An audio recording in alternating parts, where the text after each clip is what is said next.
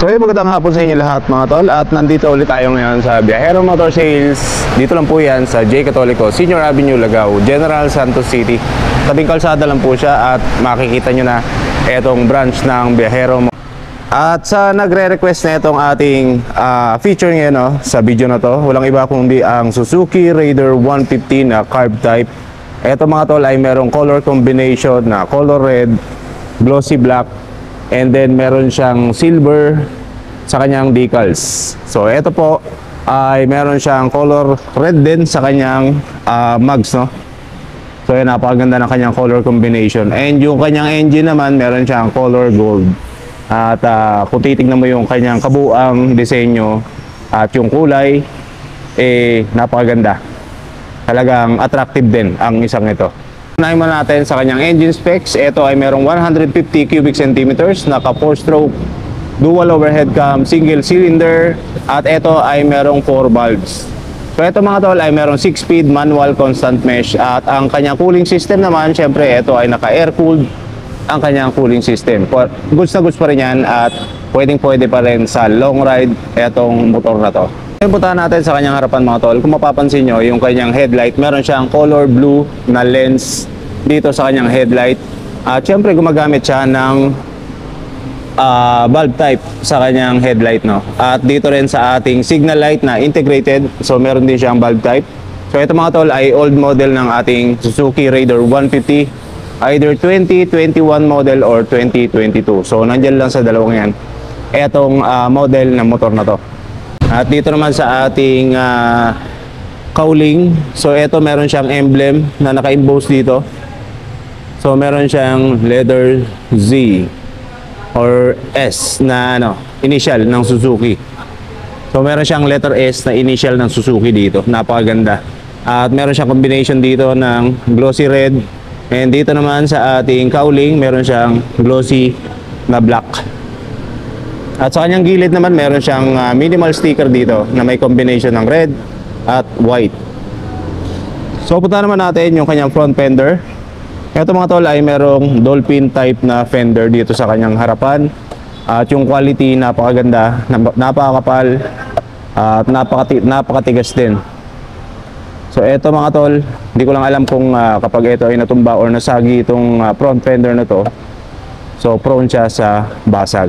Papunta natin ang kanyang gulong dito sa harapan. Ito ay naka IRC ang brand, at ito ay naka tubeless mga tol. So napakaganda niyan, at hindi mo agad mamalayan kapag ikaw ay nabutasan habang ikaw ay nagdadrive. At ito ay meron sukat na 70 by 90 by 17 inch. So dito naman tayo sa kanyang braking system sa harapan. So ito ay merong dual pot piston caliper, at meron siyang napakalaking wavy disc dito. So yan lang po ang kanyang details dito sa kanyang harapan. So puntahan naman natin ang power output na itong ating Raider 150 na carb type. Ito ay merong 11.5 kilowatts at 9,500 RPM, at kaya niya sumipa ng 12.4 Nm of torque at 8,500 RPM. So puntahan natin yung kanyang instrument panel mga tol. Ito ay merong combination ng analog and yung kanyang digital na panel. At dito makikita ninyo yung kanyang emblem ng Suzuki at yung kanyang indicators dito. Meron siyang left and right turn, signal indicator, neutral indicator, at yung kanyang high beam indicator. At sa kanyang susian naman, meron siyang traditional key. At syempre gumagamit din siya ng shutter lock para mas safe yung ating motor kapag iniwan natin ng nakapark mag-isa. So sa kanyang switches naman, so ito walang passing light, meron siyang high beam and low beam, at yung kanyang signal switches. Meron siyang choke para pag pinaandar natin na itong motor na to, hindi tayo mahihirapan. Meron siyang busina, at dito naman sa kabila meron siyang ignition starter. At syempre hindi rin mawawala dito sa ating carb type yung kanyang kickstarter. So goods na goods yan mga tol kapag nalobat ang ating battery or nasira ang ating ignition starter. So mapapaandar pa rin natin ang motor na to gamit etong ating kickstarter. So dito naman sa kanyang side fairings, so ito mga tol meron siyang color black na glossy decals dito na merong combination ng silver, para siyang silver metallic, and yung color red na kulay, no? So So yan po, napaka ano lang, simpleng-simple lang yung kanyang combination dito sa kanyang side fairings. At dito rin sa ating likuran, sa gilid, meron siyang decals dito na may nakalagay na R150 Hyper Underbone. So sa kanyang seat naman mga tol, yung kanyang seat cover, napakaganda rin. Ito ay leather, yung kanyang seat cover. Medyo makapit din to sa ating pantalon or kahit ano pang suot natin, no. So hindi ko lang alam kapag ito ay nabasa. Sa kanyang cushion naman, napakalambot din, medyo makapal yung kanyang cushion, so hindi mananakit ang inyong puwitan dito, lalong-lalo na kapag kayo ay naglo-long rides. At meron din siyang grab bar para sa ating official back ride. So dito sa kanyang taillight naman sa likod, meron siyang full assembly ng ating taillight at yung ating signal light. So ito mga tol ay gumagamit ng bulb type sa ating taillight, at dito naman sa ating signal light, syempre ito rin ay naka-bulb type. At wala siyang plate light para dito sa ating plate number, no.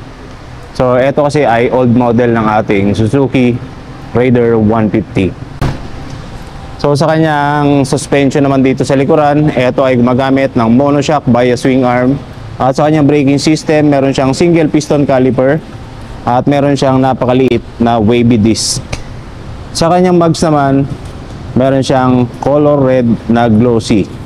At eto mga tol ay merong IRC na brand na gulong, at meron siyang sukat na 80 by 90 by 17 inch. Tubeless din etong gulong niya sa kanyang likuran. So yung punta naman natin ang kanyang overall dimension. Unahin natin sa kanyang haba mga tol. Meron siyang 1945 mm, at sa kanyang lapad naman meron siyang 670 mm, at sa kanyang taas meron siyang 980 mm. Punta natin yung kanyang wheelbase. Pagitan po yan ng gulong sa likuran papunta sa kanyang harapan. Meron siyang taas na 1280 mm. Sa kanyang ground clearance naman, meron siyang 140 mm. At dito naman sa kanyang seat height mga tol, medyo may kababaan lang itong seat height nito dahil meron siyang 764 mm. So ang tansya ko para sa height preference dito, kayang-kaya to na nasa 5'1", 5 flat siguro kaya to. 5'2", yan. 5'1" pataas. Kayang-kaya itong Suzuki Raider 150.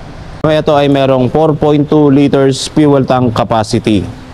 So yan, napakalaki na rin yan, at malayo na ang inyong mararating sa ganyang kalaking fuel tank capacity na itong ating Suzuki Raider 150 carb type. Ito naman natin yung presyo na ito sa mga nagtatanong ng presyo na itong ating Raider 150 na carb type, cash or installment. So ito mga tol, bibigay natin sa inyo yung kanyang kabuang presyo. Meron siyang 105,000 pesos para sa kanyang SRP, at kung cash ang inyong bibilin dito sa ating Raider 150. So utangin nyo naman ang motor na to, meron kayong minimum down payment na 13,000 pesos at magkakaroon ka na netong napakagwapo na Suzuki Raider 150. At dito naman puntahan natin sa kanyang 12 months o sa kanyang 1 year na installment plan. So meron kayong monthly amortization na 9,534 pesos. At sa kanyang 2 years naman, meron kayong minimum or monthly amortization na 5,671 pesos. At sa kanyang 3 years, meron kayong 4,444 pesos. Siyempre, with rebate siya ng 200 pesos kapag maaga kayo nakapagbayad para dito sa ating Suzuki Raider 150 na carb type. So yun lang mga tol, at sana nagustuhan ninyo ang ating feature sa video na to. Walang iba kundi ang Suzuki Raider 150 na carb type, na color red at merong combination ng black. So yun lang, at magandang hapon sa inyo lahat. Lagi po kayong mag-ingat, ride safe, peace out.